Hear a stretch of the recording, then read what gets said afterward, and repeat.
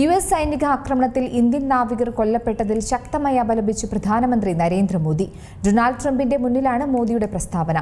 Hormuz വഴിയുള്ള സമുദ്ര വ്യാപാരത്തിലുണ്ടായ തടസ്സങ്ങൾ ആഗോള സമ്പദ്വ്യവസ്ഥയെ പ്രതികൂലമായി ബാധിച്ചുവെന്നും പ്രധാനമന്ത്രി പറഞ്ഞു.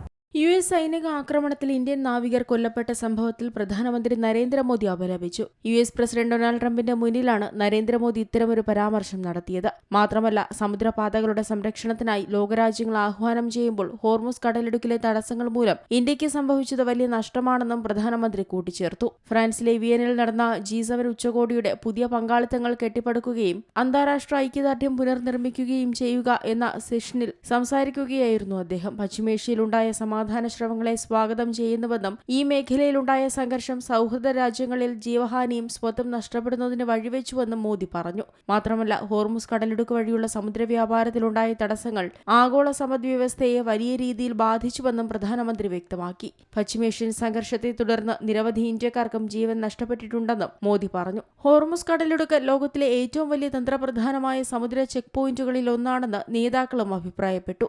ലോകത്തിലെ എണ്ണ, വാണിജ്യ ചരക്കുകൾ കടന്നുപോകുന്നതിനുള്ള പ്രധാന കപ്പൽപാതകളുടെ സുരക്ഷയെക്കുറിച്ച് പശ്ചിമേഷ്യയിലെ സംഘർഷങ്ങൾ ആശങ്ക ഉണർത്തുന്നതിനിടെയാണ് G7 രാജ്യങ്ങളിലെ നേതാക്കൾ പ്രധാന യോഗം ചേർന്നത്. ദിവസങ്ങൾക്ക് മുൻപാണ് ഒമാൻ ഉൾക്കടലിൽ പലാവു പതാക വഹിച്ച എണ്ണ ടാങ്കറായ സെറ്റബെലോയെ US സൈന്യം ആക്രമിച്ചത്. 3 ഇന്ത്യൻ പൗരന്മാർക്ക് ഈ ആക്രമണത്തിൽ മരണം സംഭവിച്ചിരുന്നു. കപ്പലിൽ 24 ഇന്ത്യക്കാരും 2 പാകിസ്ഥാനികളും ഒരു യുക്രൈനിയൻ, റഷ്യൻ പൗരന്മാരുമായിരുന്നു ഉണ്ടായിരുന്നത്.